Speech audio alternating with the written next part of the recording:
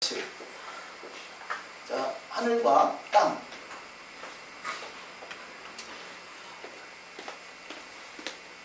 또 올람 하바. 이것이 하늘의 영적 세계라면 영적 세계, 이것은 육적 세계. 육적 세계. 또 올람 하바. 올람 하제. 이 두 세상이 계속 같이 공존한다는 거죠. 하늘 성소, 땅의 성소.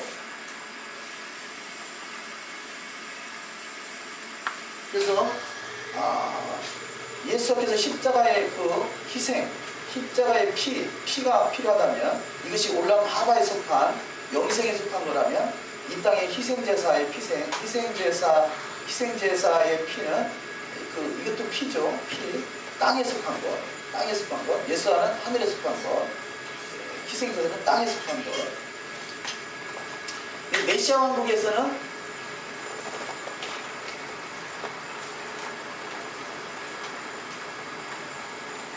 메시아 왕국에서는 이것이 하늘의 것과 땅의 것이 같이 공존하는 세상이고, 이 새하늘과 새 땅에서는 하늘의 것이 올람 하바가 온전히 이 땅으로 내려오는 것. 그래서 새하늘과 새 땅, 새 예루살렘이 이 땅에 도래한다는 거죠. 이 땅에 내려오는 것. 이것이 완전한 죄와 사망이 없는 것이죠. 메시아 왕국은 죄와 사망이 아직까지는 남아있는 것. 하늘과 땅이 같이 애아들이 있는 상태, 공존한 상태. 여기서는 완전한 하나님의 나라가 이 땅에 도래하는 상태. 그래서 메시아 왕국까지도 마찬가지지만 그 에덴을 보였던 에덴이 회복되는 것이 메시아 왕국이고, 여기서부터 계속 나타나는 거죠. 그런데 그 전까지는 하늘의 꽃, 실체와 그림자가 같이 공존한다. 여기까지 메시아 왕국까지는 같이 공존하고, 여기서부터는 더 확실하게 드러날 시대라면 완전히 이 새하늘과 땅에서는 완전히 덮어져서 이제는 죄와 사망이 없는 그 영원한 곳으로 들어가게 됩니다. 그때까지는 같이 하늘의 것과 땅의 것, 참 것과 그림자, 이것이 같이 공존하면서 간다.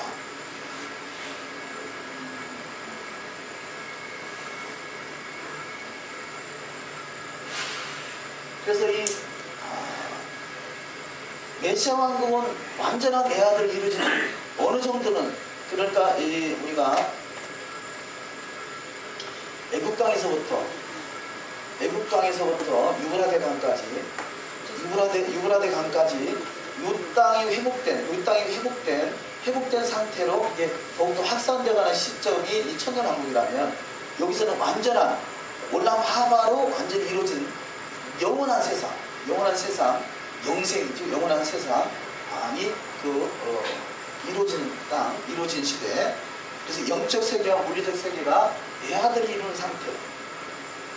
이것이 새하늘과 새 땅, 새 예루살렘이다. 그래서 이것을 향해서 가는 것이죠. 그래서 점차적으로 증폭돼서 여기서는 같이 공존하고, 여기서는 온전히 하늘이 이 땅에 도래하는 그 시대. 그래서 하늘이 땅을 덮어버리는 것. 원래 하나님의 계획대로, 에덴의 계획대로 완성되어가는 시대. 그래서 올람 하바가 완전히 새하늘과 새 땅이 도래할 때까지는 같이 공존한다. 하늘과 땅이 실체와 그림자가 같이 공존한다.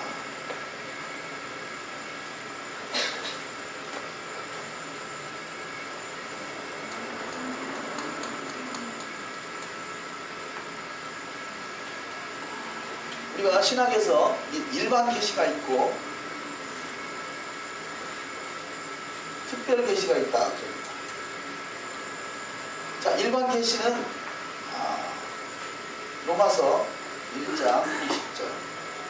로마서 1장 20절을 한번 보시겠습니다.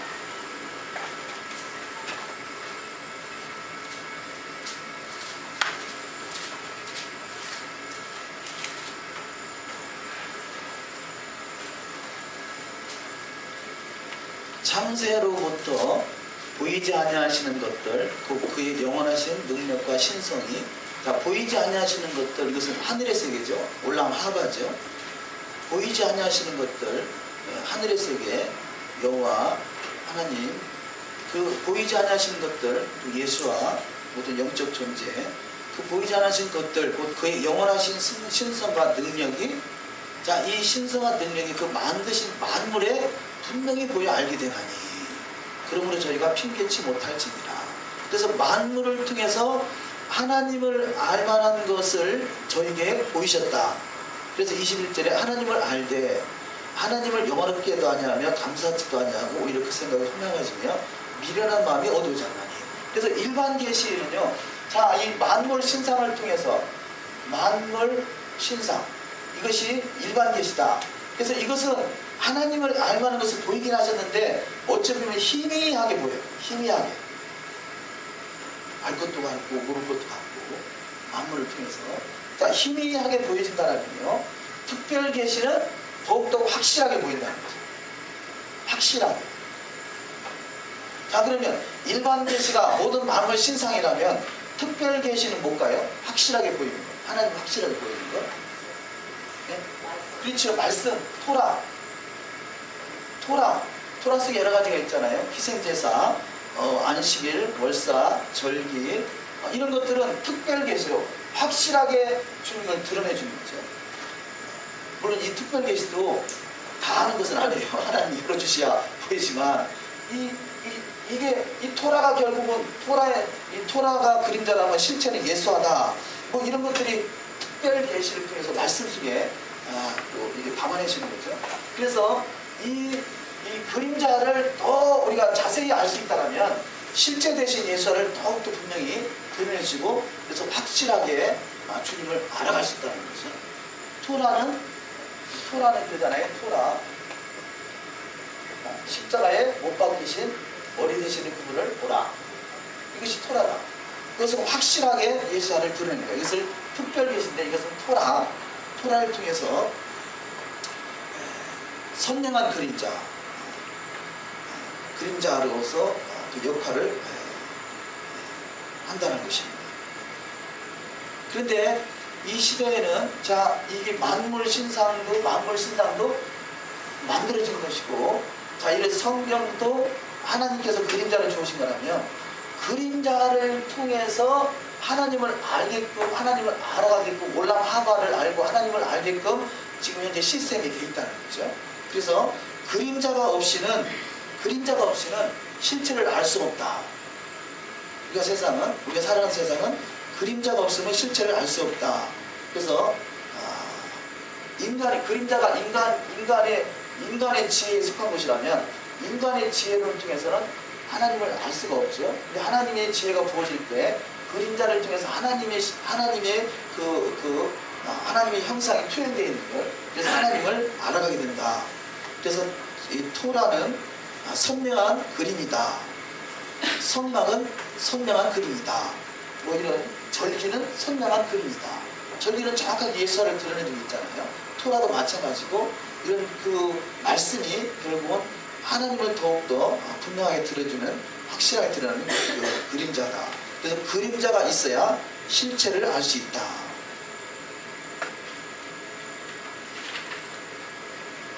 자, 이것이 그래서 지금 여기서부터 이렇게 쭉 진행돼서 실체와 그림자가 같이 간다.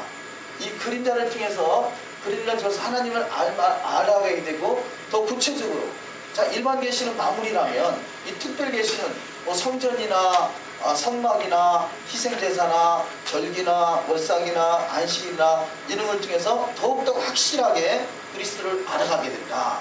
이 그리스도가, 그분이 바로 올람 하바의 실체가 되시는 분이시죠.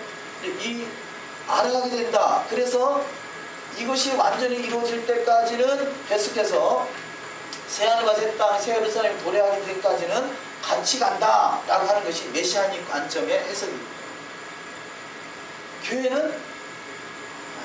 교회는 우리 기독교죠. 기독교는 예수의 초림으로 장례가 되신 그분이 오셨기 때문에 그림자는 더 이상 존재하지 않는다라고 해석하는 거죠. 그러니까 그림자가 끝났으니까, 다시 말해서 율법은 그림자다. 그래서 율법은 끝났다라고 해석을 하는 거죠. 율법은 끝났다. 그림자는 끝났다. 자, 이런 해석들이요. 어떻게 나오게 됐는가?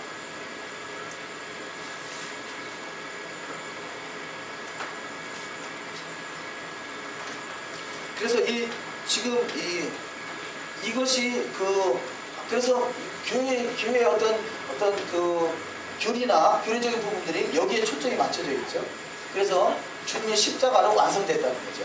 십자가로 완성됐다. 하늘이 완전히 덮어졌다. 그래서 이 논리에 의하면요, 한 번 구원은 영원한 것이다 라는 논리가 나오는 거죠. 더 이상 희생제사나 이런 그림자는 더 이상 필요가 없는 거예요. 실체로 왔으니까. 그렇다면 만약에 이 논리를 본다면 지금 이때부터는 죄와 사망이 없어야 되겠죠. 죄와 사망이 없다라고 하려니까 한 번 구원은 영원한 것이다 라는 해석이 나올 수 있겠죠. 그런데 여러분은 한 번 구원은 영원한 것이다 라고 보시는지, 구원받은 자도 구원이 상실할 수 있다, 지옥 가는 크리스찬 이런 식으로 보시는지는 모르겠습니다만, 어쨌든 이 시대 이후 십자가의 사건 이후에도 죄는 여전히 존재한다는 거죠. 이 땅에. 만약에 하늘이 내려왔으니까 더 이상 죄가 없다라면 이 세상에 죄와 사망이 없어야지. 근데 죄와 사망은 여전히 존재한다는 거죠. 왜냐하면 그림자는 죄와 사망이 있기 때문에 그렇습니다. 근데 그림자가 언제까지 존재하느냐? 죄와 사망이 사라질 때까지는 그림자는 여전히 존재한다라는 것입니다.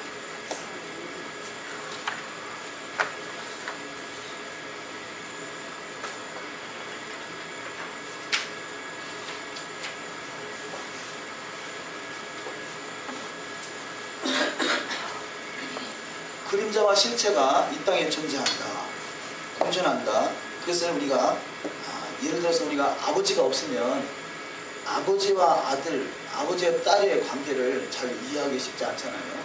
아버지가 없어진 거는. 그런데 아버지가 있는 거는 아버지의 마음과 자녀의 마음이 분명히 드러나게 되죠. 그러니까 육신의 아버지를 통해서 영의 아버지이신 하나님을 우리가 돕고 알아갈 수 있듯이 이 땅에 있는 것들은 그림자는 분명히 필요한 것이고 존재한다. 이것을 성경은 육체의 예법이다 라는 것이죠. 히브리서 9장 10절을 한 거죠. 히브리서 9장 10절.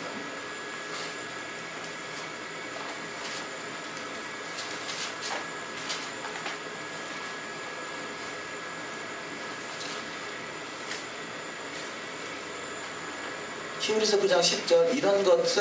이런 것은 먹고 마시는 것과 여러 가지 씹는 것과 함께 육체의 예법만 되어 개혁할 때까지 맡겨둔 것이니라. 자, 육체의 예법이 되어 개혁할 때까지 맡겨준 것이라. 이 육체의 예법이 그림자라는 거죠. 그림자. 자, 이 그림자의 세계가 육체의 예법입니다. 그림자가. 이것을 통틀어서 이게 이제 그림자라면, 이것이 그림자가 육체의 예법이라는 거죠. 이 중에는 성전, 땅의 성전, 그것은 여전히 같이 존재한다는 것이죠. 이 육체의 예법이 돼서 개혁할 때까지, 그래서 여기를 개혁이라 하는 거예요. 개혁할 때까지 육체의 예법이 같이 존재한다. 그래서 지금 10절에 육체의 예법만 되어 개혁할 때까지 맡겨둔 것이라. 육체의 예법이 언제까지냐? 개혁할 때까지다. 11절에 그리스도께서 장래 초일의 대제사장으로 오사. 여기서 장래는 언제겠어요? 장래는 올람 하바가 임하는 때. 장래는, 자, 그래서 현세와 이 세상과 또 장래에 올 세상, 이 세상과 장차 올 세상, 이렇게 성경에 비교되는 부분이 있죠. 이 세상은 현 세상, 올람 하제, 장래 올 세상은 그 올람 하제, 완전한 세상을 말한다는 것이죠. 그래서 여기서 장래의 좋은 일에 대제사장을 오사, 손으로 짓지 아니한 이 창조에 속하지 아니한 더 크고 온전한 장막으로 말미암아. 이 손으로 짓지 아니한 온전한 장막은 최소한 메시아 왕국을 표현하고요. 새하늘과 새 땅은 당연하겠죠. 그래서 장래 좋은 일에 올람하바가 이 땅에 도래하는 세상, 이때가 대제사장으로서 손으로 짓지 않은 이 창조에 속하지 않은 이 창조, 이 땅에 있는 것은 이 창조에 속한 것이죠. 다시 말해서 제3성전이 지어진다 할지라도 그것은 이 창조에 속한 것입니다. 그래서 제3성전은 반드시 무너지게 되어 있습니다. 왜냐하면 이 세상 사람의 손으로 지은 거기 때문에 그래요. 그냥 하나의 성경이 응하게 하는 과정으로서 필요한 것이지 그것이 완전하고 영원한 것은 아니라고 봅니다. 그래서 이 창조에 속하지 아니한 더 크고 온전한 장막, 이것이 하늘 성수가 내려오는 것이죠.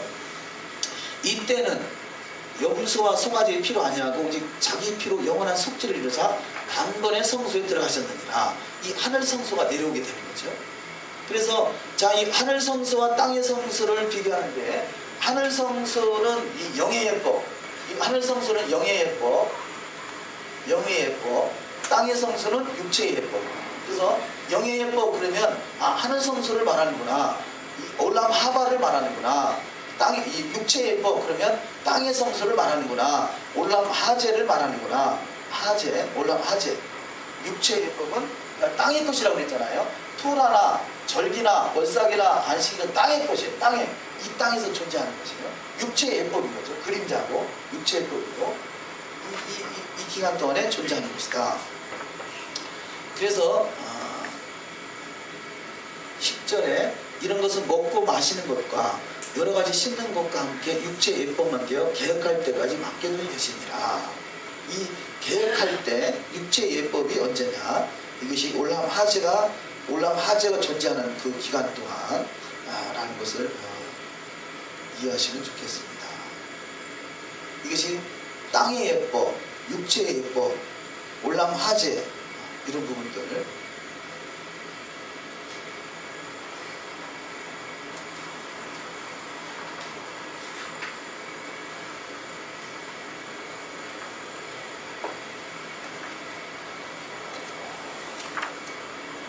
여기까지는 이해가 되셨나요?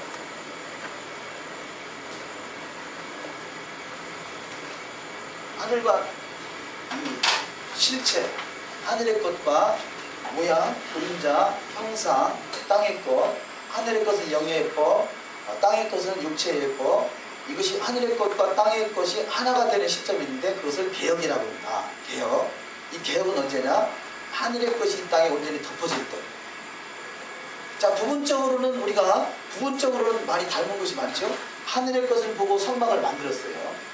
자, 하늘의 것이 땅에 비춰진 것이 이것이 봉창 위에 물과 봉창 아래의 물을. 자, 영적인 세계와 육적인 세계를 통해서 영적인 세계를 알아가는 것이죠. 올람 하제를 통해서 이 땅에 있는 그 모든 절기나 토라를 통해서 올람 하바에 대해 실체가 되신 메시아, 몸은 그리스도 것이요, 메시아 되신 그분을 알아가는 것. 이것이 계속해서 이 육체의 것을 통해서 하늘의 것을 드러내는다는 것이죠. 그래서 같이 공존한다. 이것이 부분적으로 하나를 이루는 상태, 이것이 메시아 왕국이고, 다시 말해 천국이라 말하고, 그 다음에 이것이 완전한 하늘의 것을 완전히 덮어지는 상태, 이 상태를 새하늘과 새 땅, 새 예루살렘 한다. 이때는 온전히 하나가 돼서, 이때는 죄와 사망이 없는 것이다.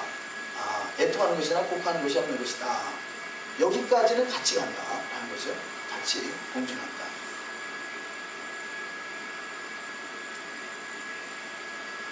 자, 그럼 육체의 예법이 되는 동물 희생제사.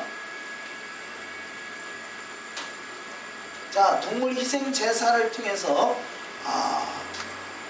죄가 사해지니까.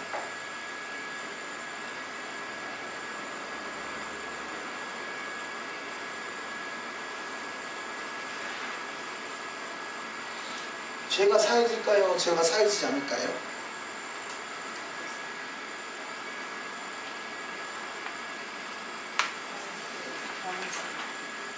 네? 죄가 사해지지 않아요.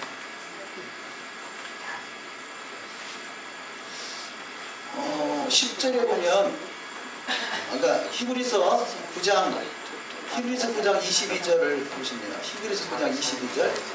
율법을 쫓아 거의 모든 물건이 피로써 정결케 되나니 피로써 정결케 된다 그랬단 말이에요. 그럼 죄가 사해진다는 것이에요? 사해지지 않는다는 거예요? 자, 그러면 일단 여기서 죄가 사해진다.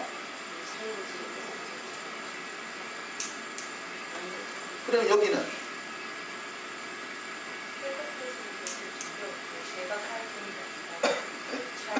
죄를 용서받은 자가 정결이 없죠.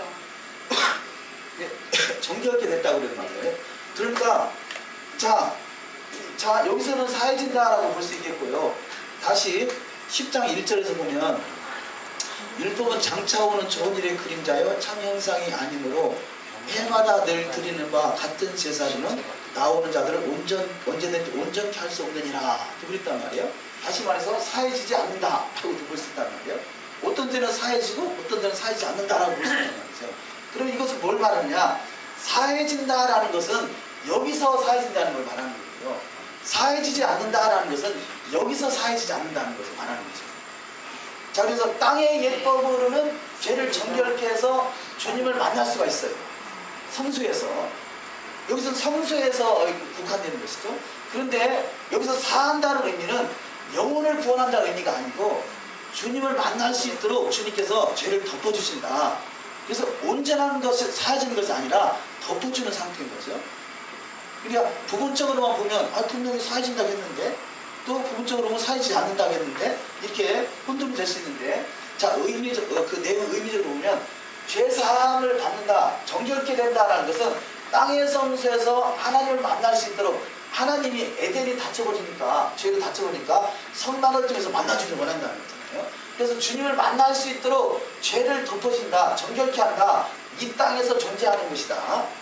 그런데 또 사해지지 않는다는 것은, 온전케 할 수 없다는 것은, 자, 여기서는 정결케 되지만 여기하고는 상관이 없다는 거죠. 오직 하늘 성소를 정결케 하는 것은 오직 주님의 십자가의 보혈만 되는 것이다. 그래서 자, 죄를 사함을 받을 수 있지만 이것은 양심의 죄까지는 깨끗게 할 수 없다. 이제 그 말은 양심의 죄는 하늘에 속한 것이다. 여기서 땅의 것은 죄를 덮어서 하나님을 만날 수 있도록 이끄는 것이다. 그래서 어떤 때는 사하다고 볼 수도 있겠고 어떤 때는 아니라고 볼 수 있는 것은, 사한다, 정결케 된다 의미는 땅의 것을 말할 때를 말하는 것이고, 여기서 율법으로서는 정결케 할 수 없다는 것은 하늘의 것을 말할 때 그렇다. 그래서 율법은 땅에 속한 것이다. 땅에서만 존재하는 것. 땅의 것을 해결할 때 그것을 정결케 해서 주님을 만날 수. 그래서 22절에 9장 22절입니다. 율법을 쫓아 거의 모든 물건이 피로써 정결케 되나니 피 흘림이 없은즉 사함이 없느니라. 그러니까 율법은 희생제사를 말하니까 희생제사의 피를 통해서도 사함을 받았다는 얘기잖아요. 이 말은 땅의 것에서 국한시켜 말하는 것이지 하늘의 것을 말하는 것이 아니다. 자, 이것을 구분이 안 되면, 자, 유대인들은 율법을 통해서 짐승의 피를 통해서 죄사함 받았다, 나는 죄사함 받았다, 나는 영생을 얻었다라고 할 수 있다는 거죠. 그런데 여기서 말하는 의미는 땅의 성소를 정결케 해서 땅에서 성막에서 하나님을 만날 수 있도록 길을 열어주셨다. 그러나 양심까지는 깨끗하게 할 수 없는 온전한 죄사함은, 온전한 죄라는 것은 하늘 성소를 말하는 것이고, 온전한 죄사함은 땅의 성소, 율법으로 되는 게 아니고 오직 예수와의 피로만 되는 것이다. 그래서 온전케 할 수 있다, 온전케 할 수 없다, 그 부분이. 그래서 양심까지는 깨끗하게 할 수 없다. 그래서 지금 9장 9절을 보시면요, 이 장막은 현재까지 비우니 이에 의지하여 드리는 예물과 제사가 섬기는 자로 그 양심상으로 온전케 할 수 없나니. 자, 그래서 양심까지도 깨끗하게 할 수 있는 것이 온전한 것인데, 온전한 것은 예수의 피로만 되는 것이다. 온전한 것은. 그래서 이 땅에 있는 것은 올람하지는 온전한 것이 아닙니다. 단지 하나님을 만나고 하나님을 만날 수 있도록 하나님이 죄를 덮어주는 것, 죄를 사해주는 것, 이 의미는 이 땅에서 존재하는 땅에서의 기간을 말하는 것이다. 목사님, 근데 그 히브리서 10장 4절에 보면 황소와 염소의 피가 죄들을 제거하는 것은 불가능합니다. 이거 있고요. 그 11절에도 중간에 보면 그것들은 결국 죄를 제거하지 못하거나 이렇게 되어 있었어. 그러니까 이게 하늘 성소의 죄를 말한다는 거죠. 지금 이 10장 1절에서 율법은 장차 오는 그 좋은 일의 그림자요 참 형상이 아니므로 해마다 늘 드리는 제사로는 나올 수 없다. 온전히 할 수 없다. 이것은 참 형상에 대한 이야기랍니다. 참 형상은 하늘의 것. 하늘의 것에 대해서는 이 율법으로 짐승이 피로 되는 게 아니라 우리 예수 그리스도의 피로만 된다. 히브리서는 전체적으로 유대인에게 주는데 어떤 유대인이냐?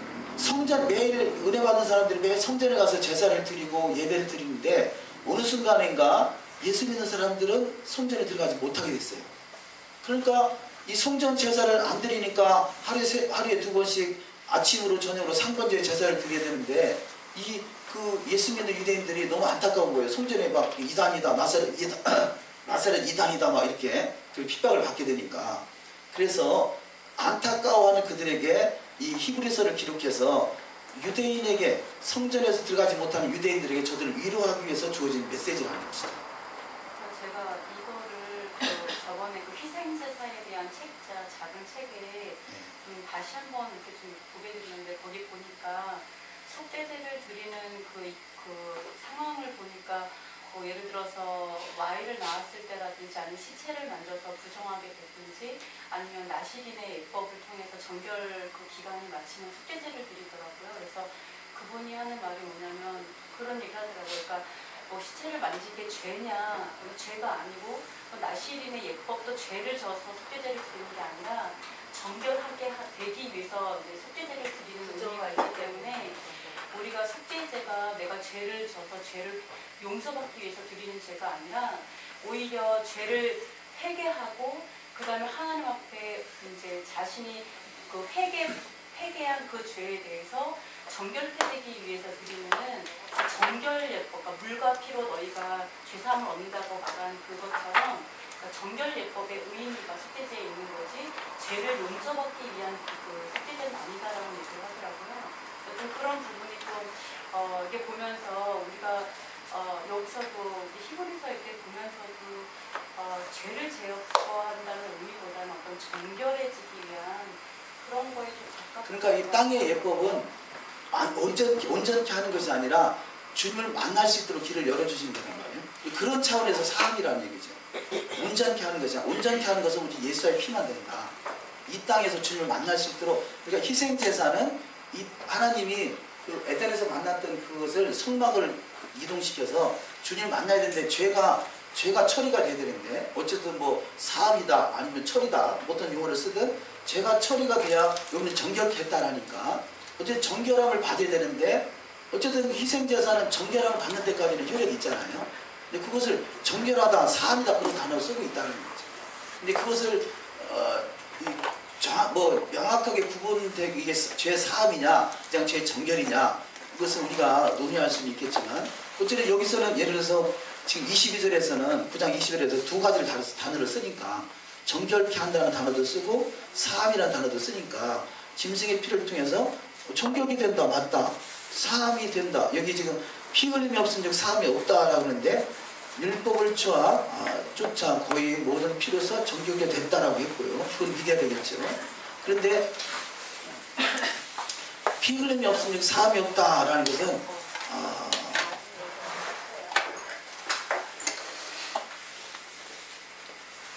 여기서 예수의 피를 말한다고 할까요? 아니면 짐승의 피를 말한다고 할까요?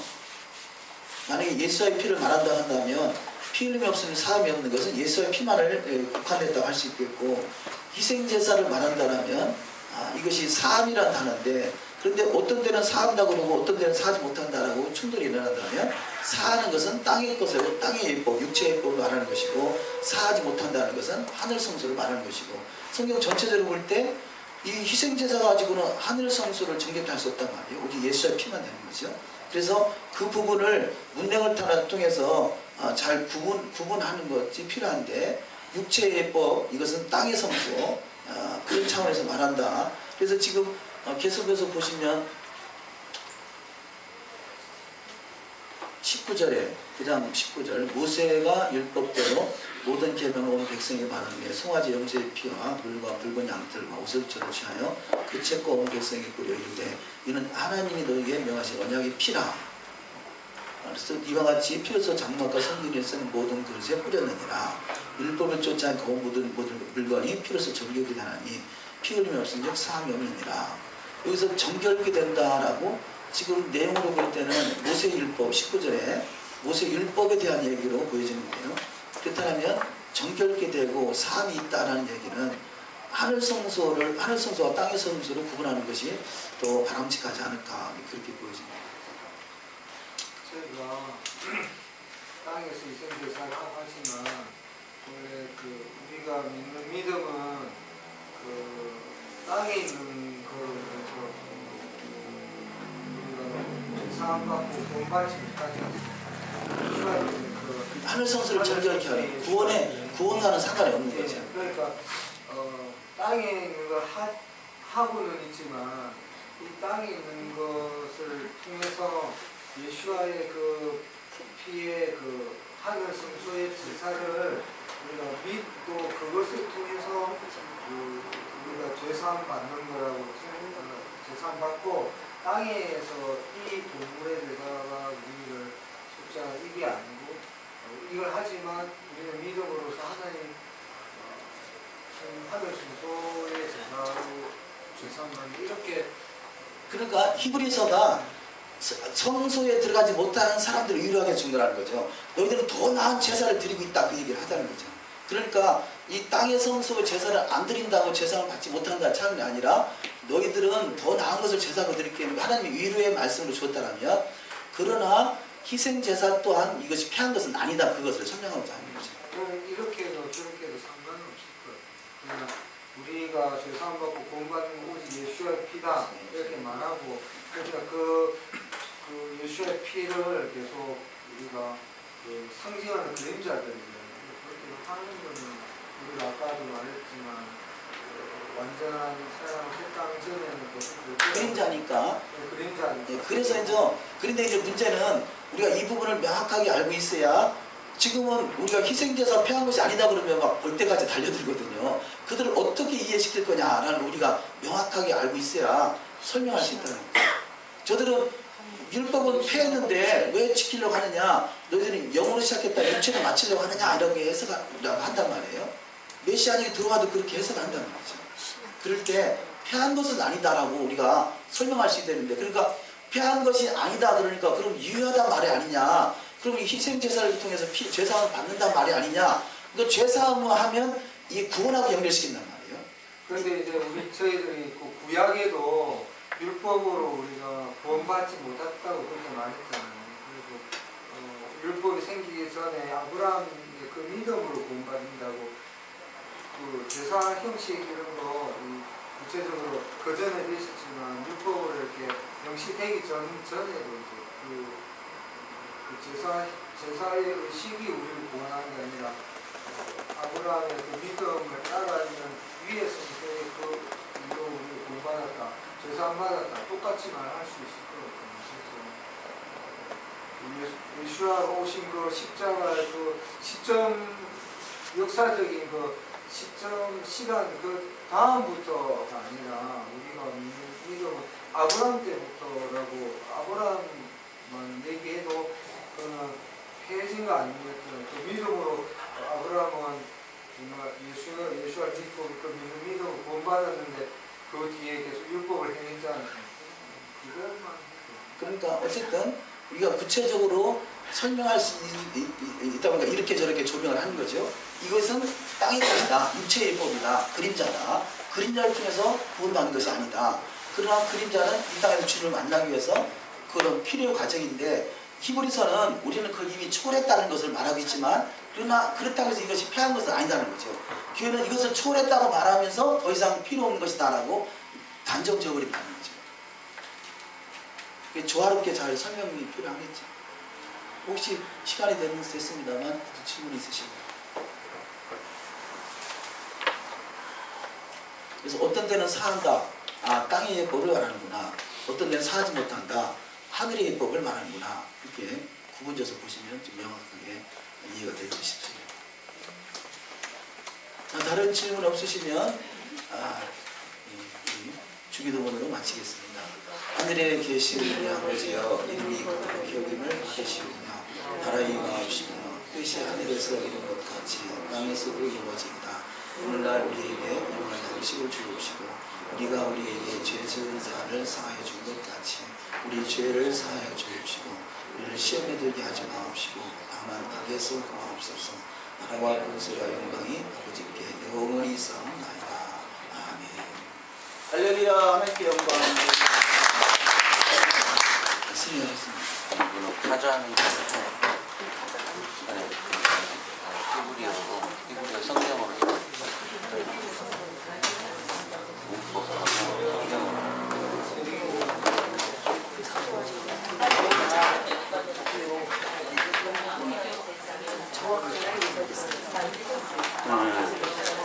되게 까칠해. 야채를 추고